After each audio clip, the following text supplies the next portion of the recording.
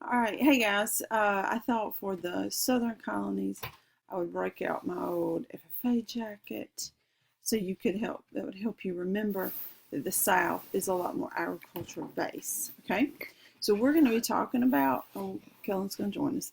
Okay, you have to be still now. We're going to talk about Southern colonies: Maryland, Virginia, North Carolina, South Carolina, and Georgia, which is of course what we're more familiar with. Let's see. Well, I've lost my picture over there. So I'll just show you this for a second. The economy is based on agriculture, hence the jacket. And cash crops are grown primarily for sale, unlike staple. You really need to know the difference between a cash crop and a staple crop. So a cash crop is a crop that a lot of it's grown, and it is grown to sell. A staple crop is where small amounts are grown and you're pretty much just going to eat it yourself, maybe sell a little extra. Okay, so here in the Southern colonies, you got cash crops, a lot of cash crops. The main cash crop in Virginia, Maryland, and North Carolina was tobacco. The main cash crop in South Carolina was rice and indigo. All right, so I do have some pictures. Here's agriculture picture showing you the different things. I mean, there's a lot to it here. You see here tobacco all throughout Virginia, North Carolina. You see corn also in a smaller amount, but also rice in the coastal areas, but primarily South Carolina was known most for that. You have pigs, indigo. Indigo, I'll show you here too. Here's cash crops. So obviously, I think you would know this is tobacco. This is rice. Not a very good picture, but you see the rice paddies have to be in water. So that's one of the coastal areas. It works so well there, like South Carolina. And this is indigo. Now, indigo flowers, and it produces a purplish blue dye, and they would use that to dye their clothing. Also, how the original blue jeans were manufactured too. Okay, so that's indigo. These are the cash crops grown to sell, not to eat or use yourself. Okay, it says cash crops led to these plantations, large commercial estates, always near a river.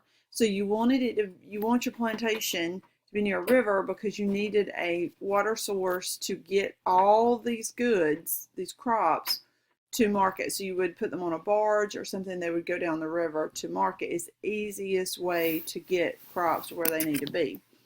So you had that with a small to large number of slaves as a labor force. So you might have in North Carolina, you would have just a few slaves, mostly. Yeoman farmers would not have a lot of slaves, whereas later in the deep South, like Mississippi, Alabama, which has not incorporated here in the colonies, but later you're going to see these very large plantations with lots of slaves. Okay, types of labor. I've kind of talked about indentured servants in the other colonies, but I need to kind of define it. First, slavery is just, there's no payment, there's no promise of any land. You're working, you have no freedom. You work your entire life for someone, mistreated, abused, is forced labor. With the demand of tobacco in 1619 at Jamestown, Virginia, and John Rolfe producing higher quality tobacco that is liked by his consumers, more tobacco is grown, therefore they get slaves. Indentured servants, they want to come to the New World. They have their journey paid for by a landowner. Most of the time, an indentured servant would be white. So they're in Europe, they want to come to the New World, they get their journey paid for by someone, and the deal is they'll work for that someone in the New World for approximately 7 years of service. Okay, and then they are released. All right, types of landowners. The planter elite, the gentry. These are the ones that had huge plantation homes and 100 plus slaves. Not in North Carolina, okay? You're going to see that further south in the colonies. We would say maybe some in South Carolina, some in Georgia, later in the deep south of Mississippi and Alabama. We have more backcountry farmers. They're yeoman farmers. They were in the majority. Most farmers were these they were former indentured servants who had gotten land, and they're going to have small farms, small homes, and basically just subsistence farming, 20 or less slaves. I mean, most of the historical accounts I read in college, they had about 5. This yeoman farmer is going to work alongside these slaves. So the slaves don't just do everything and he sits around, or her. Everyone pitches in at a yeoman farmer's farm. All right, so I want to show you this. This is really cool. So this is a Chatham County yeoman farmer, a depiction of that that was found in the Chatham County Historical Society.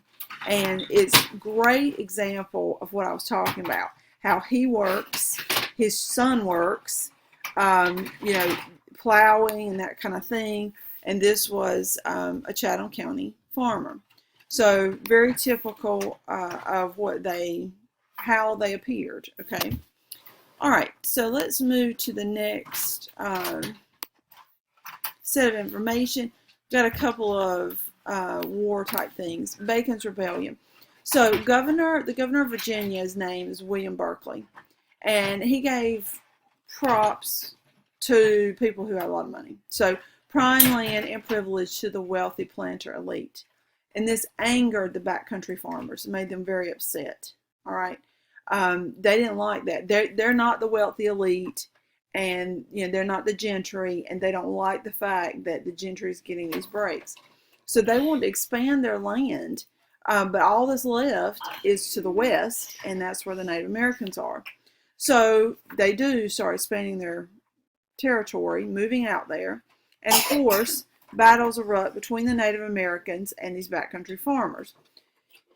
They were hopeful Governor Berkeley would support them. He refused to help them by providing any military support, so no support. Nathaniel Bacon is of the gentry, okay, the upper class, and he kind of pities these farmers, feels sorry for them. Says Berkeley wanted the issue to die out, let it go, Bacon. But Bacon convinced a newly elected House of Burgesses, which is the Virginia first representative government in the New World in Virginia, Jamestown, to raise a force of 1,000 troops to attack these Indians. So Bacon kind of comes to the rescue here of these farmers. He convinces some folks in the House of Burgesses to send them 1,000 troops. With this new power that Bacon has, he returns to Jamestown in 1676, takes power away from Governor Berkeley. Berkeley raises up his own army, and the two sides battle. Bacon ends up dying. What's the point? The point is, you need to know, is there's always an issue from now all the way through American II, the beginning of it, of white folks, okay, and white people moving in, and the natives trying to deal with it and getting moved out. So there's always going to be, the biggest issue between the natives and the colonists is land. Okay, the other point it says is that planters realized expanding west would keep farmers happy. So eventually the gentry realized, hey, if we let these farmers expand west, they're out of our hair. And they start caring less about the natives and more about how can we just get these guys out further west, which means there's going to be more westward progress. Let me show you some pictures here. This is artist rendering of Bacon's Rebellion. This is Bacon, okay? So fighting against Berkeley's people, originally trying to fight against the natives, then fighting against Berkeley's people, he ends up dying. But it points out that these folks need more land, and the gentry end up helping them do that. All right, then slavery is going to expand. So as these farmers push westward, they get larger farms, they have a higher demand for slavery. King Charles II grants a charter to the Royal African Company to engage in a more extensive slave trade. So you're going to see the English get heavily involved now in the slave trade. Now, they have been involved before, but now they've got a charter. This is one of the sole purposes of the Royal African Company. It's just to move slaves from Africa to the New World.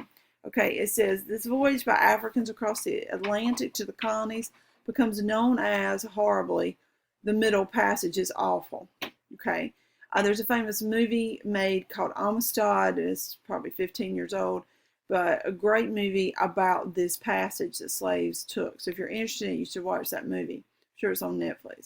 8 to 10 million would be sent to the Americas, but only 500,000 would be transported to the colonies. So we think of so many slaves coming into the Americas, the United States today, but actually a very small amount compared to how many were sent come into the colonies.